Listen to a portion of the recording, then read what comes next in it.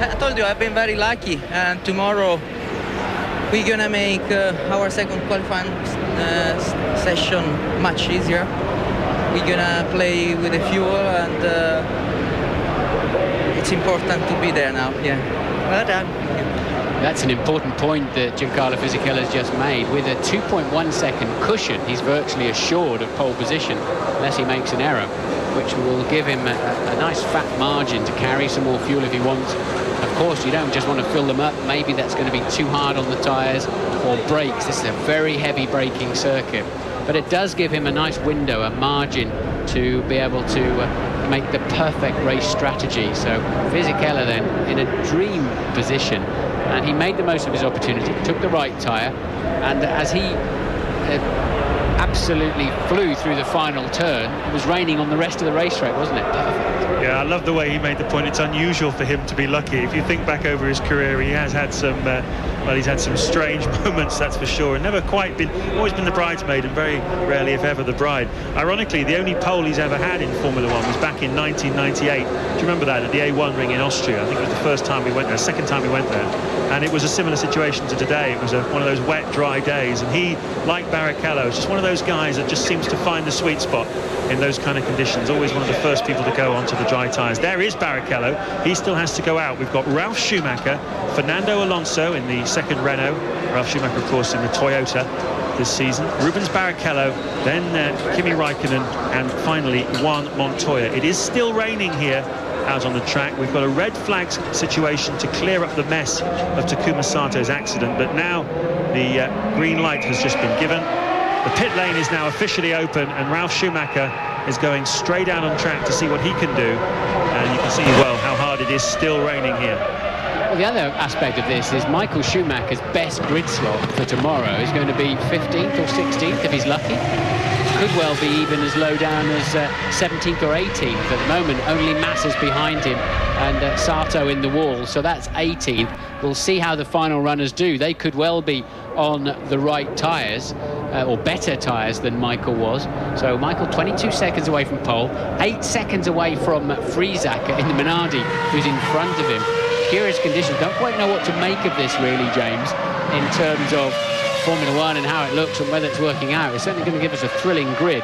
Look, it's raining hard enough over the far side still, isn't it? It certainly is. Michael Schumacher, 22 seconds off pole. You couldn't make it up, could you?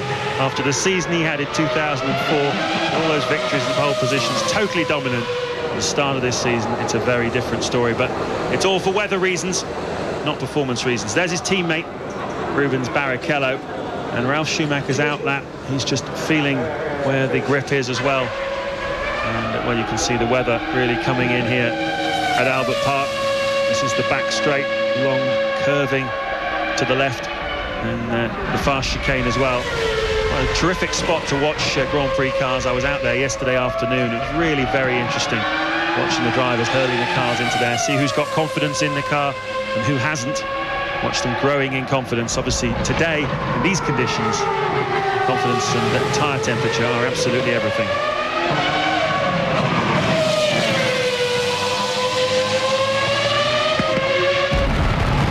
So a save for Ralf here would be if he can get into a solid, wet time, which is low 1 minute 40s. That would actually put him 9th at the moment and give him half a chance, wouldn't it, for tomorrow? And he should be somewhere in that zone, shouldn't he? Sort of in the 1 minute 40 zone, providing, of course, he doesn't make an error. Down then into turn 1. Yeah, well, Michael Schumacher's time was set on the intermediate tyres, the same ones that caught out Takuma Sato, although obviously Schumacher running on Bridgestone, Sato on the Michelins. This is Ralf Schumacher, also with Michelin. He's gone for the full extreme wet weather tyre, and we'll find out what a good extreme wet weather lap is around this Albert Park circuit. Ralf Schumacher, neat and tidy, one of the smoother drivers in Formula One, keeping well away from those painted curbs, but are ready to catch the unwary. Yeah, but he's treading very gently on that throttle pedal. He's not confident and happy in that car at all. Clearly, just not enough rear grip, and you listen to him, he's just so gently squeezing that on. It's almost like he doesn't want to power up in some of those sections there. He's not full throttle through turn 8, and he's struggling. Ralf Schumacher then is not going to get down there in the low 1 minute 40s at all, and he's also heading for the back of the grid. Certainly is. He's nevertheless a couple of seconds faster in Sector 1 than his brother, but slower by a second than Friesacher, Patrick Friesacher in the Minardi, who is currently in 12th place. So at the moment, he's on target to be somewhere amongst the Minardis, I would say. They went out in very different conditions. Of course, at the start of the season, we'd had rain, but it was drying out when the Minardis went out. And here is Ralf Schumacher, aiming for something in the low 1-minute 50s, high 1:49s. Yeah, I think we're now seeing where that missing downforce is really penalising the drivers in treacherous conditions where they need the mechanical grip and the aero grip. They just don't have it. And it really is dramatic this year. As soon as we saw them out on wet tyres this morning, and of course in this qualifying session, they're kind of nowhere. They've got a lot of work to do in these conditions for the new 2005 regulations. And he pops in front of his brother by 6.5 seconds, but only by 1 place, just to show you how much Michael struggled. So they're behind all the new boys on the grid. That was his wife, Cora, you just saw a quick shot of. They're a very happy man indeed, Giancarlo Fisichella, with his manager, Enrico Zannarini, who used to look after Eddie Irvine's Formula One career. He managed to get Fisichella back into the Renault team after he moved off to Jordan and then Sauber. His career seemed to be sliding away, and he was moving further and further away from top teams, but then he got the chance to come back here, with Jarno Trulli making the move to Toyota. And Renault over the winter have produced an absolute peach of a car. It's all working very, very well together. The engineers are right on top of the situation, and well, he really does have a good chance this year, as does Fernando Alonso. But certainly as far as this afternoon's qualifying is concerned, Alonso in the wrong place at the wrong time. Now look at that, he's 5 or 6 seconds faster than Ralf Schumacher was, so I don't understand that. Same tyres, Alonso so much happier. This Renault really does seem to have good balance and good overall grip, doesn't it? Their drivers have got more confidence than anybody else. That'll pay dividends all through the season. And it'll be very interesting, Martin, as well, because there's not been much to choose between the Renaults and the McLarens in dry running. They're both quick cars, aren't they? We haven't seen ultimate pace, but they look as though they're on the same sort of level. It'll be very interesting to see Raikkonen and Montoya in a minute, how they cope with these conditions, because they appear to have a well-balanced, good aero car as well. So we can do a nice comparison here. Looking backwards from Fernando Alonso's rear wing, 23 years of age, already a winner, of course, won the Hungarian Grand Prix a couple of years ago, pole sitter as well, multiple pole sitter, and well, expected to go much better than that this year, possibly even be a championship contender. Certainly Schumacher's got his eye on him. Out of 16 then for Alonso. Can he get himself into the mid 140s, high 140s possibly, 147.7. That puts him ahead of the two Minardis of Albers and Friesacher, also ahead of the Toyota Ralf Schumacher and the Ferrari of Michael Schumacher, with only 3 cars still to come. Webber up there in third. We've got a Renault first, a Toyota second, Williams third, Sauber fourth, then the 2 Red Bulls of Klein and Coulthard. So a very unusual top 6 at the moment, and now we're going to see how the full wet Bridgestone is performing this afternoon with Rubens Barrichello. Such a topsy-turvy grid. Don't know what to think of it really, James. This is not all about excellence and brilliance. This is about luck with the weather. It happens during a Grand Prix, of course, as well, but at least they've all got the same chance of taking a good judgment call in the weather during the race itself. Now they just have to sit and wait for their turn, but it's going to give us a brilliant grid for tomorrow. Yeah, well, it's okay. We've seen it before, and it certainly mixes things up a little bit. You could be lucky or unlucky in Grand Prix racing, and the weather is as much a factor in that as anything else. Tremendous result, really, for Narain Karthikeyan, if he's going to finish in 9th place on in his first qualifying session on his debut for the Jordan team. He'll be elated with that. What about Montero, his teammate, up in 10th? And David Coulthard, after that very ginger lap in the Red Bull Racing, up in 6th as well. So a strange afternoon. Here's Rubens Barrichello, his first sector time, a high 35 second. That puts him on target to be around about 10th or 11th. If he can keep this pace up, he's on the sort of pace of Montero in 10th place. So he could be on the fringes of the top 10 with this lap.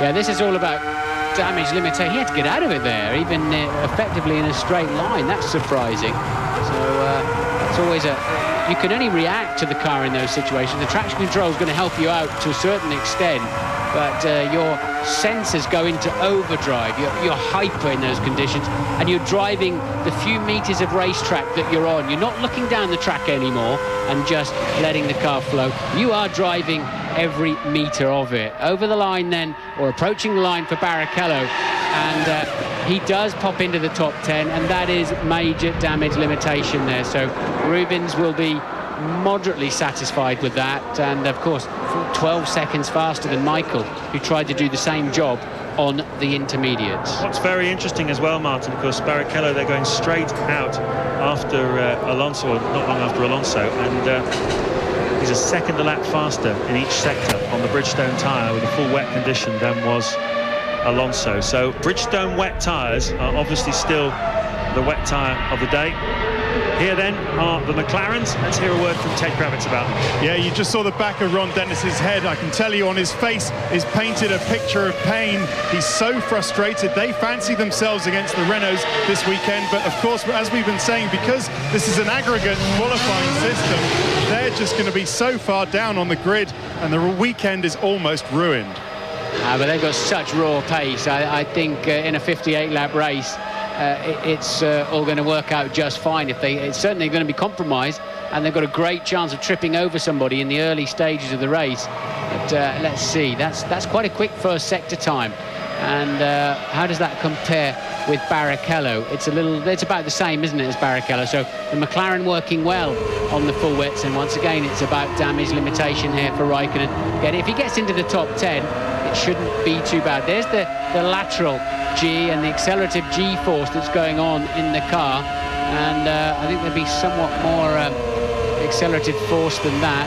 On the brakes then you see the red coming into play, some G-force as he sweeps through the right, and that'll be far, far more impressive in dry. And just the rear wheels lighting up there for Raikkonen, but going okay, struggling with the back end on the turn in. Very important for Raikkonen that he gets himself in front of Barrichello if he can on the grid.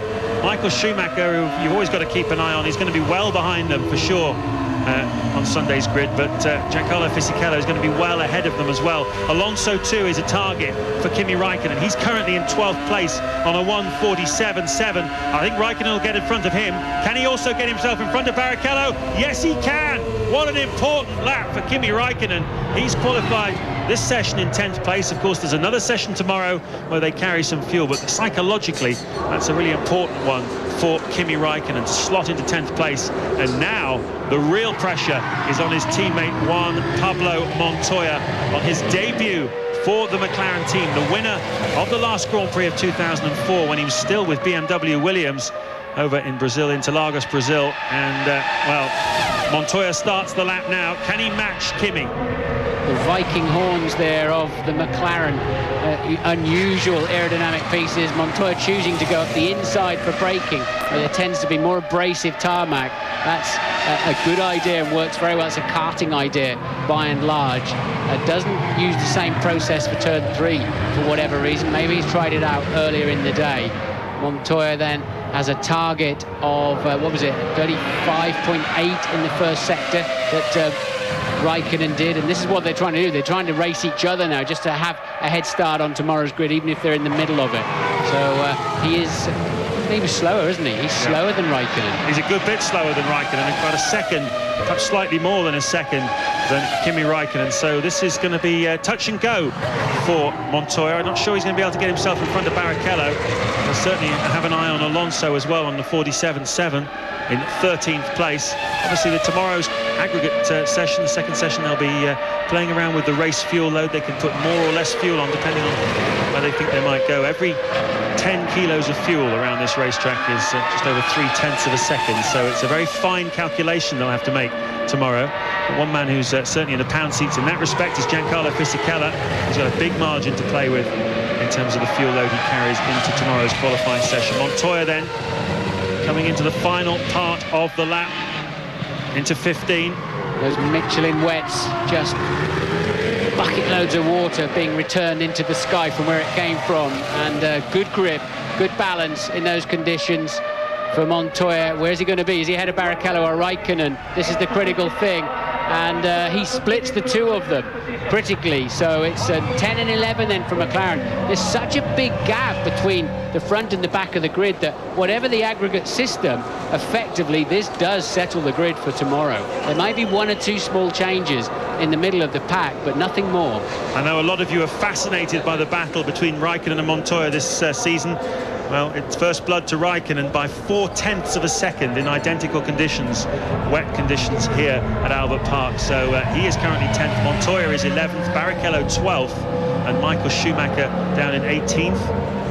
But, well, the weather has played a significant part in the outcome of this first qualifying session of the new rules of 2005. Tomorrow morning they'll go again with race fuel, and then we will get the final grid for the afternoon's Grand Prix. But just take a look at that, 11 seconds, nearly 12 seconds separating the top 10 at the end of the first session. A tremendous save for David Coulthard. Carter Cahan will have a wry smile on his face, being up in 9th place, the only Bridgestone runner to break into the top 10, but you can't draw any conclusions from that because the conditions were so different for so many drivers during the course of that session. So Fisichella on pole then. Renault, his teammate, down in 14th. Boy, we're going to see some swapping around, aren't we, through the Grand Prix? It's going to be tremendous, depending on where the McLarens end up in tomorrow's session. As you say, they have got tremendous pace in that car, and they'll certainly be coming through the field. Michael Schumacher then down in 18th place. Not the way he wanted to start the 2005 season, but tell you what, I think Giancarlo Fisichella will be heading off down the casino tonight, because today is very clearly his lucky day.